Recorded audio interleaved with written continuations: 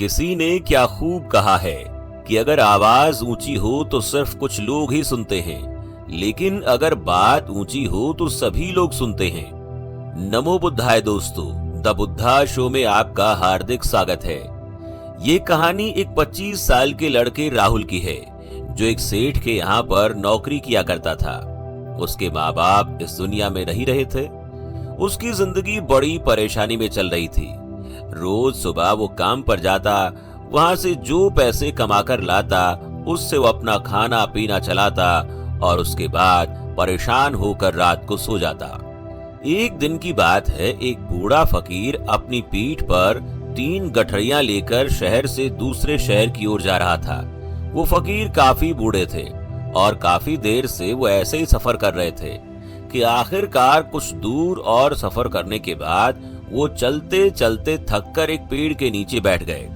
तभी उनकी नजर राहुल पर पड़ी, जो उसी रास्ते से जा रहा था और वो भी उसी दिशा में जा रहा था जिस दिशा में उस बूढ़े फकीर को जाना था। तभी राहुल उस बूढ़े फकीर के पास से होकर गुजरा। इस पर फकीर राहुल से कहने लगा, सुनो बेटा, क्या तुम मेरी थोड़ी सी मदद कर सकते हो? ये गठरी बहुत भारी हैं और मैं बूढ़ा हो चुका हूँ। मैं ज्यादा समय तक इनका बोझ नहीं उठा पाऊंगा और मैं बहुत थक चुका हूँ। तो क्यों ना तुम मेरे एक गठरी को ले लो और मुझे उस दूसरे गांव तक पहुंचा दो। इसके बदले में मैं तुम्हें 3 सोने के सिक्के दूंगा। राहुल उन फकीर की सारी बातें सुनता है और उनसे कहता है, कोई बात नहीं बाबा, मैं आपकी मदद करने के लिए तैयार हूँ। कहिए, आपको कहाँ जाना है? ऐसा कहकर राहुल ने उन फकीर की एक गठरी को उठा लिया और अपने कंधे पर ले लिया। तभी राहुल को एहसास हुआ कि ये गठरी तो सचमुच बहुत भारी है। राहुल और फकीर दोनों रास्ते में आगे की ओर बढ़ चले। कुछ दूर आगे चलने के बाद देखते ही देखते वो गांव खत्म होने लगा और अब एक सुनसान रास्ता आगे की ओर जा रहा था। राहुल और बूढ़ा बाबा दोनों अपने मार्ग में मस्त होकर आगे की ओर बढ़ रहे थे। जब वो लोग भीड़ से पूरी तरह से अलग हो गए, तब राहुल उन फकीर बाबा से कहते हैं, बाबा, इस गठरी में आखिर ऐसा क्या रखा है जो इस गठरी में इतना वजन है? इस पर फकीर बाबा ने राहुल को जवाब देते हुए कहा, कुछ नहीं बेटा, बस इसमें तांबे के कुछ सिक्के भरे हुए हैं, इसलिए इस गठरी में थोड़ा वजन ज्यादा है। उस फकीर की बात सुनकर राहुल मन ही मन सोचने लगा, लगता है ये बाबा जरूर कोई व्यापारी है, तभी तो इतने सारे तांबे के सिक्के अपने साथ लेकर चल रहे हैं। और फिर तभी राहुल के मन में ख्याल आया कि मुझे क्या करना है। मुझे तो खाली ये थैला दूसरे गांव तक पहुंचा देना है, बस इतना ही। जैसे उसके मन में ख्याल आया, उसने तांबे के सिक्कों का वो ख्याल अपने मन से निकाल दिया और अपनी धुन में मस्त होकर आगे की ओर चलने लगा। चलते चलते कुछ और समय बीता और वो दोनों एक नदी के किनारे जा पहुंचे। राहुल शरीर से काफी बलवान था और काफी चुस्त तंदुरुस्त भी था, इसलिए वो बिना सोचे समझे उस नदी में उतर जाता है। लेकिन वो फकीर बाबा अभी भी किनारे पर खड़ा था। इस पर राहुल उन फकीर बाबा से कहते हैं, क्या हुआ बाबा, चलिए आइए, हमें यह नदी पार करनी होगी, तभी तो हम उस गांव तक पहुंच पाएंगे। इस पर फकीर बाबा राहुल से कहते हैं, मैं जानता हूं बेटा कि हमें यह नदी पार करनी होगी, लेकिन जैसा कि तुम जानते हो मैं बूढ़ा हो चुका हूं और 2-2 थैले लेकर मैं यह नदी पार नहीं कर सकता। कहीं मेरा पांव फिसल गया तो क्या होगा? क्या तुम मेरे एक और गठरी ले सकते हो? मैं तुम्हें इसके बदले और 3 सोने के सिक्के दूंगा।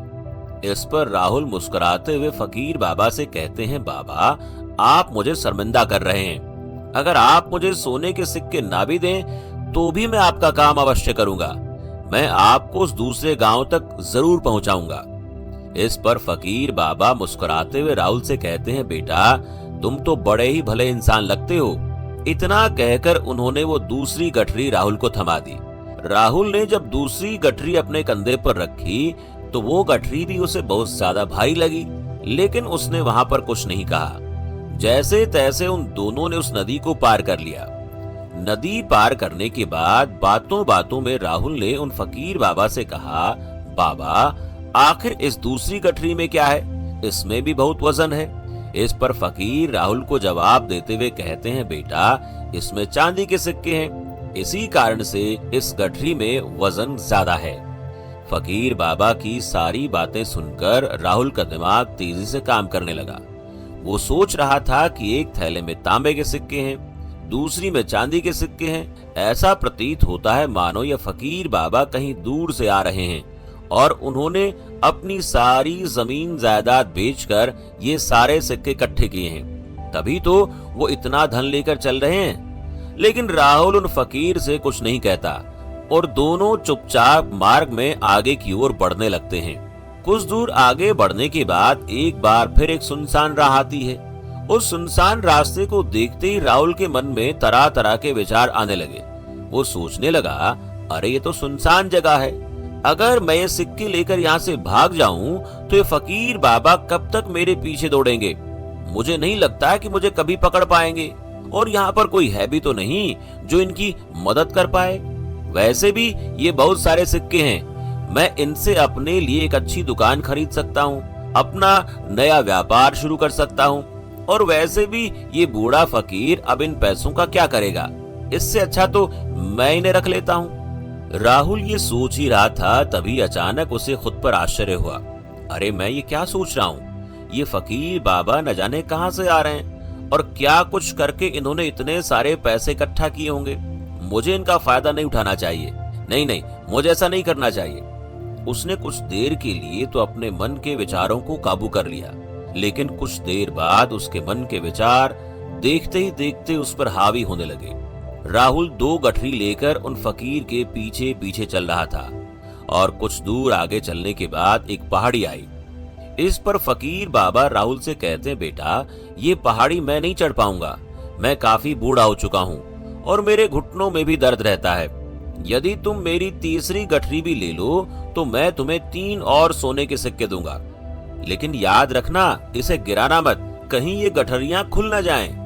इस पर राहुल उन फकीर से कहते हैं, क्यों बाबा, आखिर इसमें ऐसा क्या है। इस पर फकीर राहुल से कहते हैं, बेटा इसमें सोने के सिक्के हैं। ये सुनकर राहुल मन ही मन बहुत प्रसन्न हुआ।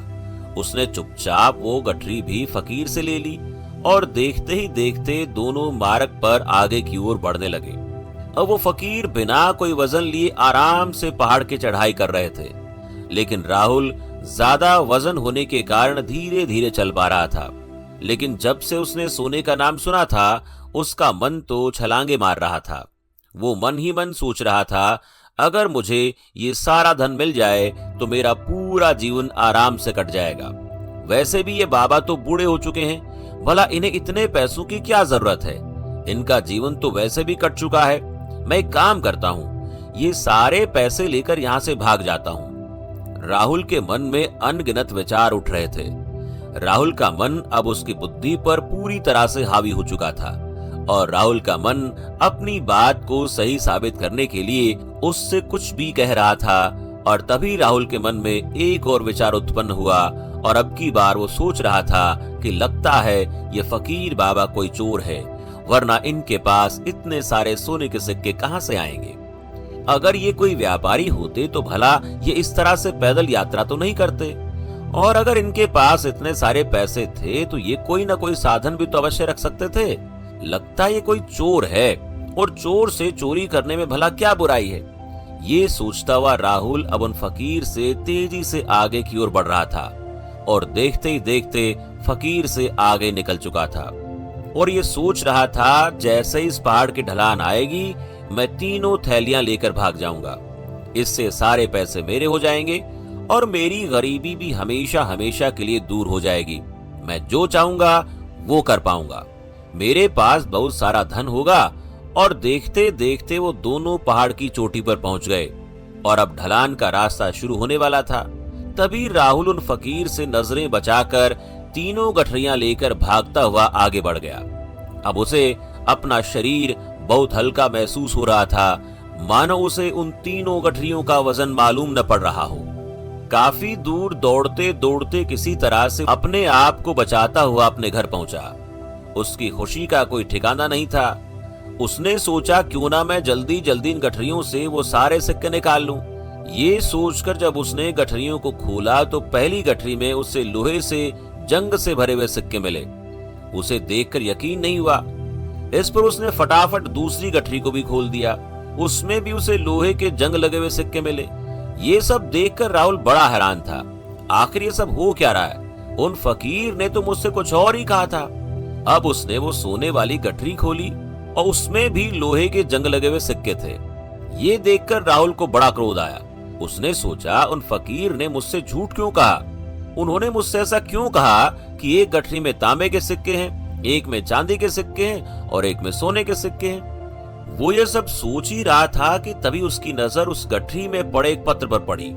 उसने पत्र उठाया और उस पत्र में लिखा था, ये पूरा नाटक ईमानदार व्यक्ति की खोज करने के लिए रचा गया है और मैं इस राज्य का राजा हूँ।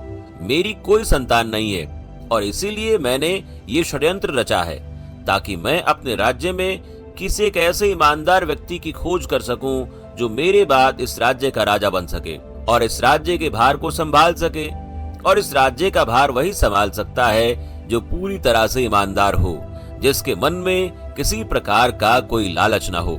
इतना पढ़ते ही राहुल जोर जोर से चिल्लाने लगा। वो सर पकड़कर बैठ गया। वो ये जानता था कि यदि वो अपने मन के विचारों पर काबू कर लेता तो उसका जीवन संवर सकता था, लेकिन वो अपने मन के विचारों पर काबू नहीं कर पाया। दोस्तों, महात्मा बुद्ध कहते हैं, मन ही सब कुछ है। आप जो सोचते हैं वही बनते हैं। इसलिए आपका सबसे बड़ा दुश्मन भी आपको उतना नुकसान नहीं पहुंचा सकता जितना कि आपके मन के ये अनियंत्रित विचार आपको नुकसान पहुंचा सकते हैं। महात्मा बुद्ध कहते हैं, अपने भीतर ध्यान से देखो। हमारे भीतर जो विचार चल रहे हैं वही विचार शब्द बनते हैं और शब्द कर्म के रूप में प्रकट होते हैं। बार बार दोहराने पर कर्म बर्ताव में बदलता है और वो धीरे धीरे समय के साथ बर्ताव चरित्र में परिवर्तित हो जाता है और यही चरित्र हमारे भाग्य का निर्माण करता है। इसलिए हमें हमेशा अपने विचारों के प्रति सजग होना बहुत जरूरी है। हमें जागरूक होना जरूरी है। हमें ये जानना भी जरूरी है कि हमारे मन में किस प्रकार के विचार आ रहे हैं। आगे महात्मा बुद्ध कहते हैं, कमजोरी हमेशा छोटे विचार से शुरू होती है।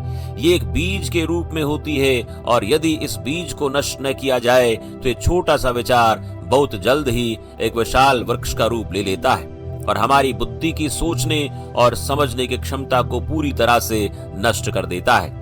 जिस प्रकार आपने इस कहानी में देखा किस प्रकार राहुल का मन उस पर हावी हो चुका था और उसकी सही और गलत सोचने की क्षमता पूरी तरह से नष्ट हो चुकी थी, जिस कारण वो ये समझ नहीं पाया कि उसे क्या करना चाहिए।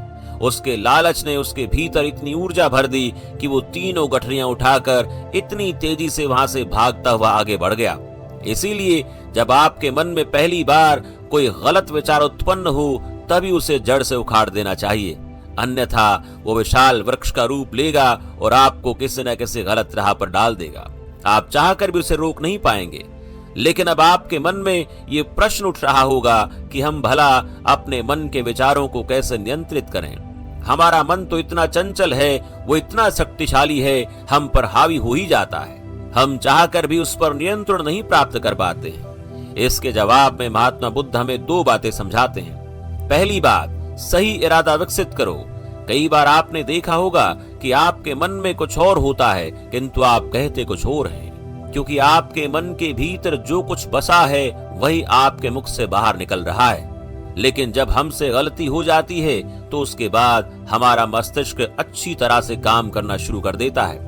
हमारे सोचने समझने की क्षमता एक बार फिर से जागृत हो जाती है और ऐसी अवस्था में हमें एहसास होता है कि हमसे गलती हो गई है और फिर हमारा मन दुखी हो जाता है। हमारा मन अफसोस से भर जाता है और इस भारीपन और दुख से बचने के लिए महात्मा बुद्ध हमें सही इरादा विकसित करने के लिए कहते हैं। इसके लिए जब भी आप कोई कार्य करने जा रहे हो तो सबसे पहले आपको ये खुद से पूछना चाहिए कि जो कुछ भी मैं करने जा रहा हूँ इसके पीछे मेरा इरादा क्या है। क्या मैं दूसरों को दुख पहुंचाना चाहता हूँ या दूसरों को नीचा दिखाना चाहता हूँ या मुझे खुद को ऊपर उठाना है? खुद से सवाल कीजिए, खुद को जागृत कीजिए। जब आप इरादों के प्रति सचेत होने लगेंगे, जब आप विचारों के प्रति सजग होने लगेंगे, तभी आपके भीतर सकारात्मक ऊर्जा का प्रवाह होगा। तभी आप सकारात्मक इरादों से जुड़ने लगेंगे और आपके मन के भीतर बसी हुई वो नकारात्मक ऊर्जा, नकारात्मक इरादे दिन ब दिन कम होने लगेंगे। परंतु याद रहे, आपको ये हर रोज करना होगा। आपको हमेशा ध्यान रखना होगा, आपको केवल अच्छा सोचना है। आपके इरादे हमेशा अच्छे होने चाहिए, तभी आप दुख और तकलीफों से बच सकते हैं। अन्यथा आप इसी तरह से दुख और तकलीफों में घिर जाएंगे और आप कभी इससे निकल नहीं पाएंगे। दूसरी बात, मन के प्रति सजगता विकसित करो, जिससे आपका मन देखते देखते शांत होगा और आपके मन के भीतर बसी वो नकारात्मक ऊर्जा, नकारात्मक विचार खत्म होने लगेंगे और आप शांति की ओर बढ़ने लगेंगे। और आपको इसके लिए बस इतना ही करना है कि इस पल में जो कुछ भी हो रहा है, आपकी आंखों के सामने, आपके भीतर जो कुछ भी है, जैसा भी चल रहा है, बस उसे देखते रहना है। अपने मन के अच्छे बुरे विचार, अपनी भावनाएं और अपनी यादों पर बिना प्रतिक्रिया दिए उन्हें केवल देखते रहना है, जिससे आपके मन के सारे विचार देखते देखते खत्म होने लगेंगे। आपका मन खाली होने लगेगा और आप नकारात्मक विचारों से बच सकते हैं और आप इन दुख तकलीफों से भी खुद को दूर रख पाएंगे। इसलिए महात्मा बुद्ध कहते हैं, जो स्वयं को देखता है वही सबसे बड़ा तपस्वी है। अर्थात जो अपने मन में चल रहे विचारों को बिना प्रतिक्रिया दिए केवल देखता है और उन पर कोई भी प्रतिक्रिया नहीं करता है, बस उन्हें देखता और समझता है, वास्तविकता में वही मन पर नियंत्रण भी कर सकता है और वही अपने जीवन को सुखमय और खुशहाल बना सकता है। इसलिए यदि आप भी अपने जीवन को सुखी और खुशहाल बनाना चाहते हैं, तो आपको सबसे पहले अपने मन पर नियंत्रण साधना होगा, अपने मन को खाली करना होगा, अपने मन के विचारों के प्रति आपको सजग होना ही होगा। दोस्तों, आशा करता हूं कि आज के इस वीडियो से आपको बहुत कुछ सीखने को मिला होगा। अगर आपको ये कहानी अच्छी लगी है तो इस वीडियो को लाइक करें और आपको इस कहानी से क्या सीखने को मिलता है हमें कमेंट करके जरूर बताएं। और ऐसे ही जीवन को बदल देने वाली कहानियां सुनने के लिए हमारे चैनल द बुद्धा शो को सब्सक्राइब कर लें। वीडियो देखने के लिए आपका बहुत बहुत धन्यवाद। नमो बुद्धाय।